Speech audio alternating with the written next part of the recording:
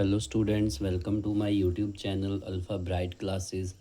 DA students, class 10th chapter 4 की exercise 4.2 के question देखते हैं।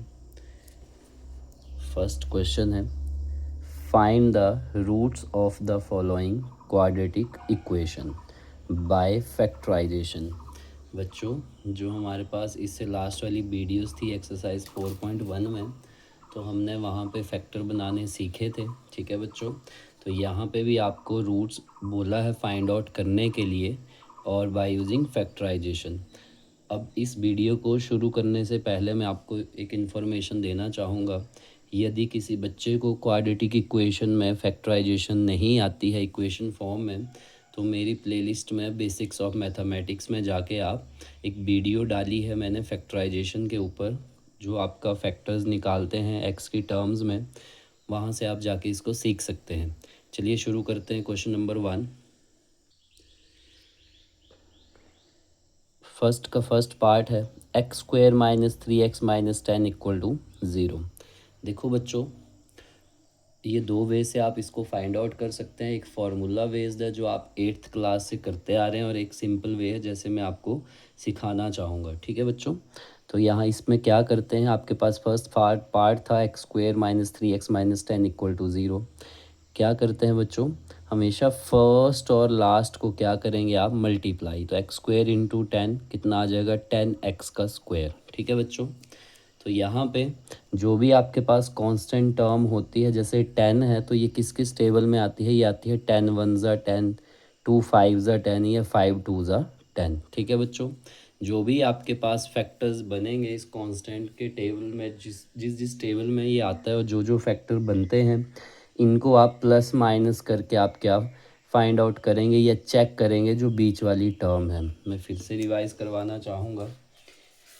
क्या करते हैं, हमेशा फर्स्ट और लास्ट को क्या करेंगे आप, मल्टीप्लाई करेंगे। तो क्या था, x square into 10, this is your 10x square. अब जो भी आपके पास ये कांस्टेंट वैल्यू होगी, इसके आप फैक्टर चेक करेंगे किस किस टेबल में आता है, 10 वन ज़ा 10 या 5 2 ज़ा 10 या 2 5 ज़ा 10। अब जो आपके पास फैक्टर आ चुके हैं, इनको आप प्लस माइनस करके क्या करेंगे, बीच वाली टर्म चेक करेंगे किससे आएगी। ठीक है बच्चों, तो चलिए देखते हैं आगे। तो यहाँ पे हमने एक्स स्क्वेयर और 3x की जगह लिखा है हमने 5x और 2x। बच्चों, हमारे पास चार चीज़ें होती हैं, चार साइन का कम्बिनेशन है। प्लस माइनस क्या होता है, माइनस, माइनस प्लस क्या होता है, माइनस, प्लस प्लस क्या होता है आपके पास, प्लस, और माइनस माइनस क्या होता है, प्लस। तो आप इनका यूज़ करके आप यहाँ पे वैल्यू चेक करेंगे कि क्या आएगी। अब हमारे पास फैक्टर थे 5 और 10। ठीक है बच्चों, 5x और 2x आया था, तो हमें चाहिए क्या, -3x। तो मैं क्या करूँगा, बड़े के साथ माइनस लगाऊंगा, छोटे के साथ प्लस। अब चेक कर सकते हैं क्यों, क्योंकि माइनस प्लस माइनस, 5 से 2 अब माइनस करेंगे 3x, और बड़े का साइन दिस इज और -3x। तो इस दोनों को आप प्लस माइनस करके आपके पास ये मिडल टर्म आनी चाहिए इन क्वाड्रेटिक इक्वेशन में। ठीक है बच्चों, आई होप आपको समझ आया हो। चलिए देखते हैं आगे। तो x square minus 5x plus 2x minus 10 equal to 0 आपके पास आ चुका है।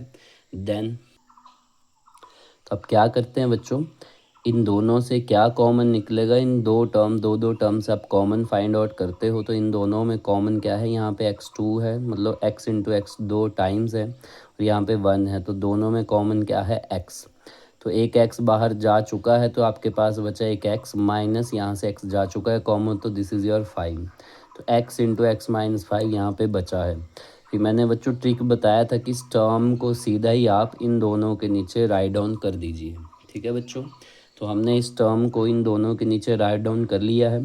तो मैंने मेरे कहने का मतलब है कि अब इन दोनों में से भी कॉमन निकलेगा।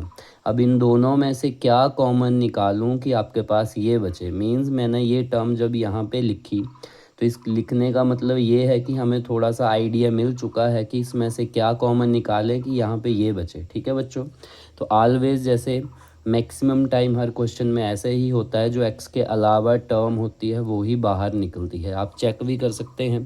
तो 2 इंटू एक्स 2x और 2 5 ज़ा 10। ठीक है, देन तो x माइनस 5 एक टर्म है, और एक आपके पास बनी x प्लस 2। तो अकेले के लोग आप इक्वल टू 0 रख सकते हैं, यहाँ पे +2 है, राइट साइड जाके -2 हो जाएगा। देन x -5 है तो राइट साइड जाके +5 हो जाएगा, तो therefore roots equal to -2, 5। I hope आपको फर्स्ट पार्ट अच्छे से समझ आया हो। चलिए देखते हैं सेकंड वन। सेकंड वन है क्वेश्चन नंबर 1 का, x² + x -6 = 0। Then again same method we apply, 2x² into 6, first और last multiply, this is your 2x² into 6, 6 2s are 12x²। Then 12 किस किस टेबल में आता है, 12 1s are 12, ये 4 3s are 12, ये 3 4s are 12। अब बच्चों ये जो आपके पास फैक्टर आ चुके हैं, इनका प्लस माइनस करके आपके पास क्या बचना चाहिए, +1x। ठीक है, तो यहाँ पे 4 से आप 3 माइनस करेंगे तब तो बचेगा तो 1, लेकिन साइन चेक करेंगे, अब यहाँ पे पॉजिटिव है तो बड़े के साथ प्लस आएगा और छोटे के साथ माइनस, तो प्लस माइनस माइनस, 4 से 3 माइनस करेंगे, एक एक्स बड़े का साइन, तो आपके पास यही मिडल है टर्म। ठीक है बच्चों, तो यहाँ पे आप लिख देंगे, फर्स्ट टर्म और लास्ट ऐसे ही रहती है, तो 2x² प्लस x की जगह आप क्या राइट डाउन करेंगे, +4x - 3x, मीन्स जो आपके फैक्टर्स हैं इनको स्प्लिट आउट करके आपके पास जो मिडल टर्म है उसको लेके आएंगे प्लस माइनस का यूज़ करके। ठीक है बच्चों, तो यहाँ पे 2x² + 4x - 3x - 6 = 0। अब नेक्स्ट स्टेप क्या था, हम यहाँ पे क्या करेंगे, कॉमन फाइंड आउट करेंगे। तो यहाँ पे इस इन टर्म्स में एक तो कॉमन 2 है, देखो 4 के टेबल में भी 2 आता है, तो एक तो टर्म 2 है दोनों में, और एक यहाँ पे x है दोनों में कॉमन, तो यहाँ पे आपके पास बचेगा x2 है तो एक बचा, प्लस 2 कॉमन जा चुका है, 2 बचा और x बाहर निकल चुका है, तो आपके पास यहाँ से क्या कॉमन निकला, 2x, तो यहाँ से आपके पास बचता है x + 2। अगर आपको समझ नहीं आया तो मैं आपको अच्छे से समझाना चाहूँगा।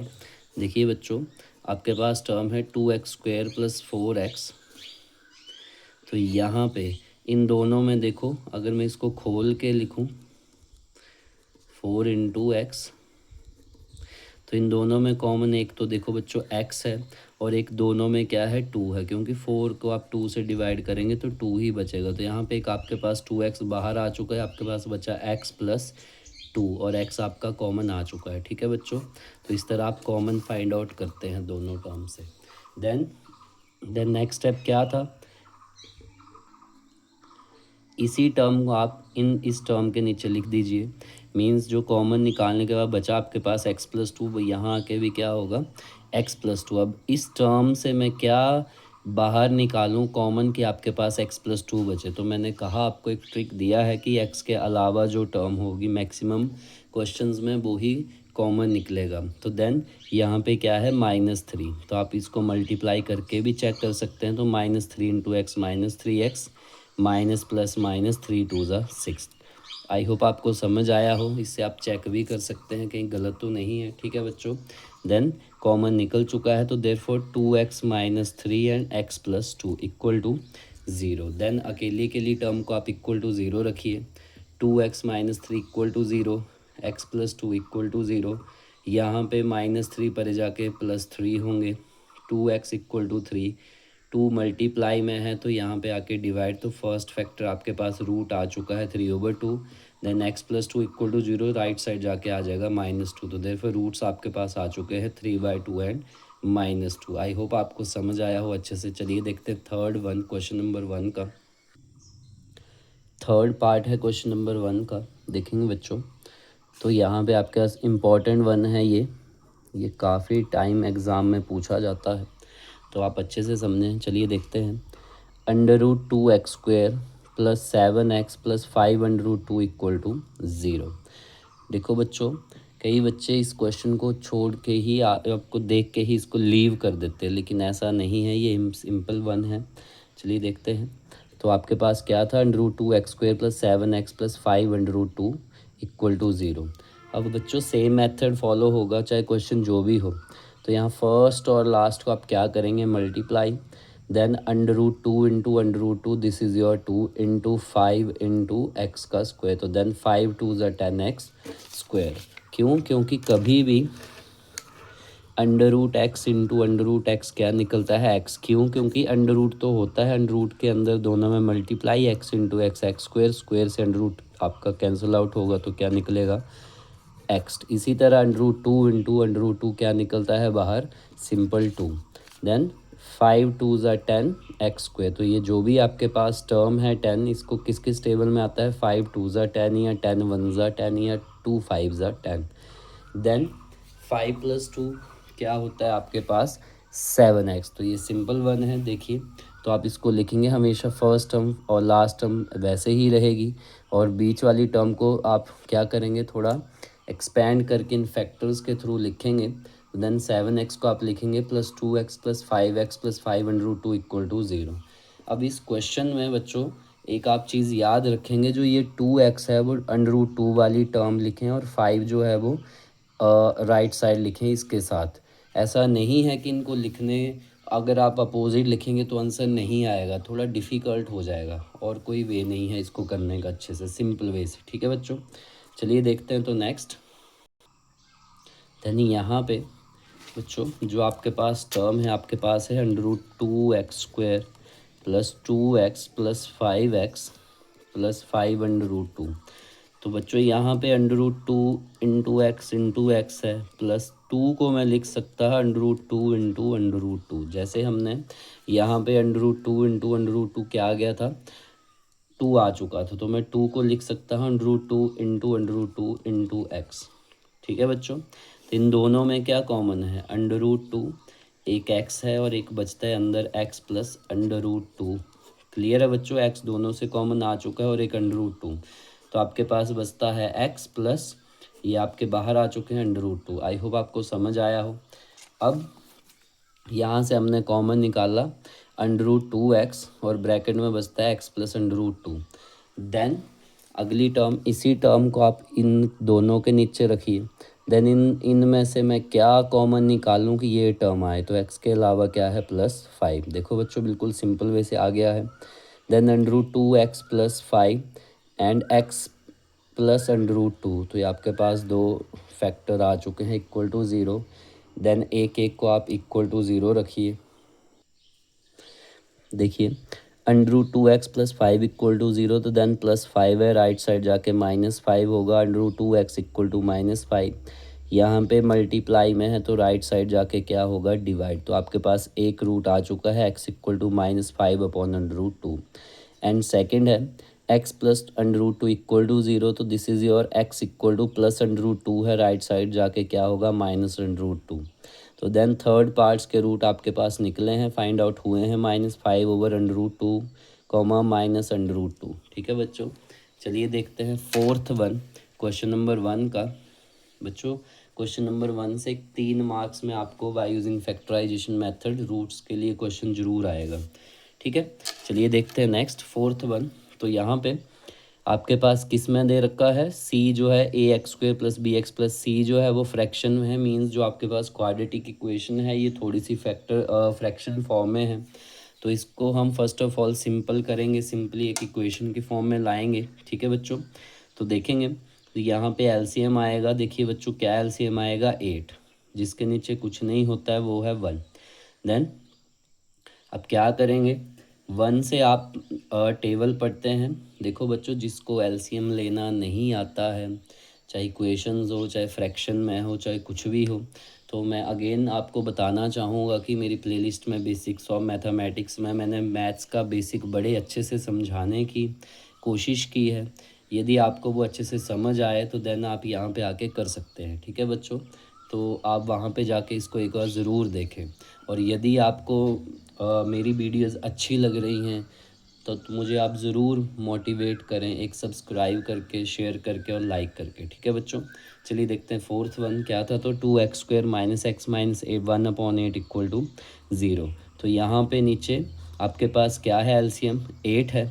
तो देन आप क्या करते हैं, 1 8 ज़ा 8, देन जो भी आया 8 2 ज़ा 16x² माइनस 1 8 ज़ा 8, 8 इंटू एक्स 8x माइनस 8 1 ज़ा 8, 1 आ चुका है तो 1 1 वैसे ही रहेगा जब सेम टर्म होती है। ठीक है बच्चों, =0। देन 16x² - 8x - 1, जो डिनोमिनेटर में था, डिवाइड में था, तो राइट साइड जाके क्या होगा, मल्टीप्लाई। तो 0 × 8, दिस इज़ योर 0।